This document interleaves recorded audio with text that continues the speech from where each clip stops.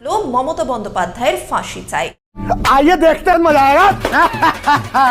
চাবো আমাদের মুখ্যমন্ত্রীর, আমি সুরক্ষা চাবো আমাদের। क्या देखना पड़ रहा है? अच्छा है मैं अंधा हूँ।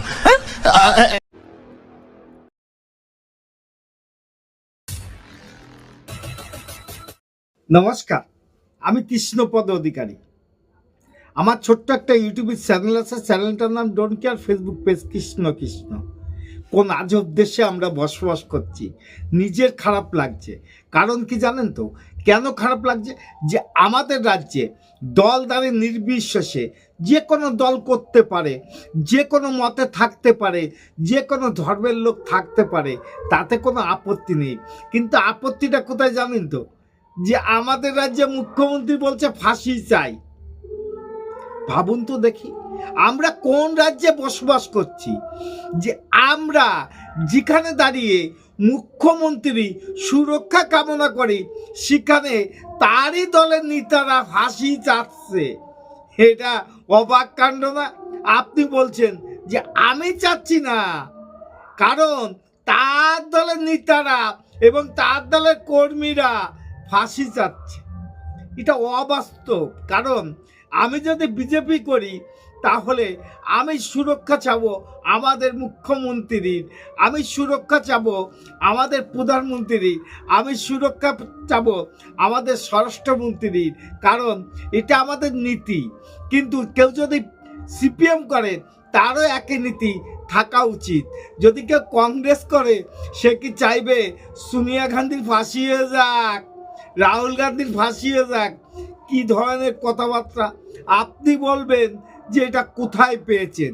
জানি এ কথা বলতে বাধ্য আপনি, কারণ একটা অসত্য কথা আমি যদি বলি সোশ্যাল মিডিয়ায় তাহলে এই গদ্দান থাকবে না আমার, এটাও আমি জানি। কিন্তু যেটা ঘটেছে সেইটা দেখানোর জন্য এই ভিডিওটা। তাহলে চলেন আমরা দেখি যে আমাদের রাজ্যের মুখ্যমন্ত্রী যারা ফাঁসি চায় তারা কি সত্যিকার মুখ্যমন্ত্রীর সুখ কামনা করে এবং সুরক্ষা কামনা করে কিনা প্রশ্ন রেখে গেলাম বাংলার জনগণের কাছে। এ কোন আজব দেশ, নিজের দলের কর্মীরা এবং নেতারা ফাঁসি চাচ্ছে।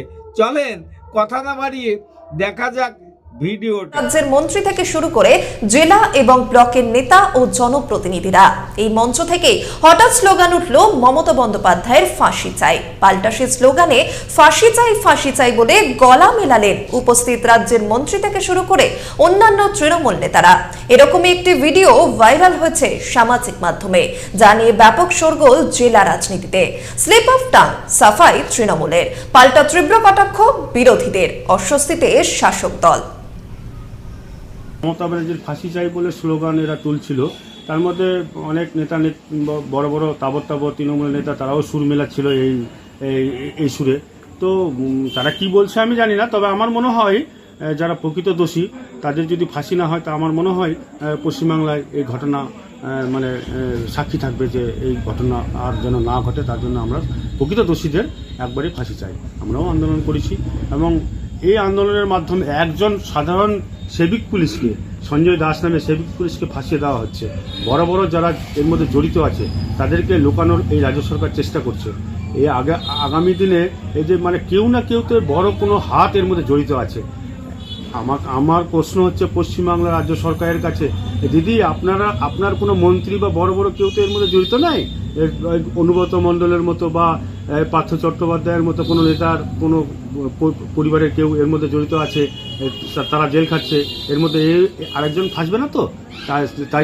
তাই আপনি কি এই ঘটনাটাকে ধামাচাপা দেওয়ার জন্য একজন সঞ্জয় দাস নামে সেবিক পুলিশকে ফাঁসিয়ে দিয়ে বাকিদেরকে আড়াল করার চেষ্টা করছেন? আমার মনে হয় এই ঘটনার প্রকৃত তদন্ত হোক, তদন্ত করে যারা দোষী তাদের একবার দৃষ্টান্তমূলক শাস্তি, বিশেষ করে ফাঁসি তো কম হবে, তার থেকেও যদি বড় কোনো শাস্তি থাকে তার শাস্তি আমরা দাবি করছি। যে তৃণমূলের নেতা বা কর্মী যারা আন্দোলনটা করেছে তারা অ্যাকচুয়ালি কার ফাঁসি চাইছে? মমতা ব্যানার্জির ফাঁসি চাইছে না দোষীদের ফাঁসি চাইছে? আমরা গোটা ভারতবর্ষে এবং কি গোটা পশ্চিমবঙ্গ জুড়ে যে আমরা স্লোগানটা তুলেছি যে আমরা যারা দোষী, যারা এই কাজের সাথে যুক্ত, তাদের অবিলম্বে অ্যারেস্ট করা হোক এবং তাদের ফাঁসি দেওয়া হোক, এই দাবিটা আমরা তুলেছি।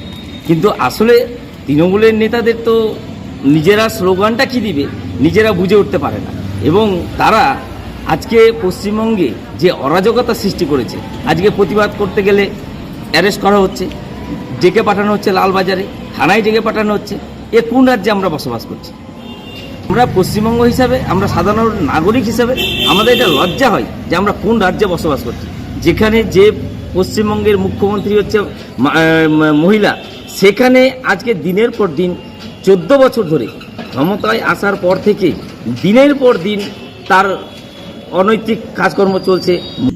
হরিশ্চন্দ্রপুর বিধানসভার অন্তর্গত, তার সঙ্গে সুরে সুর মিলিয়েছে জেলা পরিষদের কর্মাধ্যক্ষ, তার জন্য ব্লক সভাপতি, আরো যারা তজমুল হোসেনের যারা সাগরেদগুলো আছেন, তারা সুরে সুর মিলিয়েছে।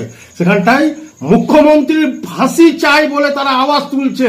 খুব লজ্জার বিষয়, উনাদেরই দলের মন্ত্রী, উনারই দলের কর্মী, উনারই দলের ব্লক সভাপতি, উনারই দলের জেলা পরিষদের সদস্য, কৃষি কর্মাধ্যক্ষ, এরা সবাই মিলে ওখানটা, এবং তজমুল হোসেনের সঙ্গে যাদেরকে থাকতে দেখা যাচ্ছে সব সময়, তারা সুরে সুর মিলিয়ে বলছে নাকি মাননীয় মুখ্যমন্ত্রীর ফাঁসি চাই।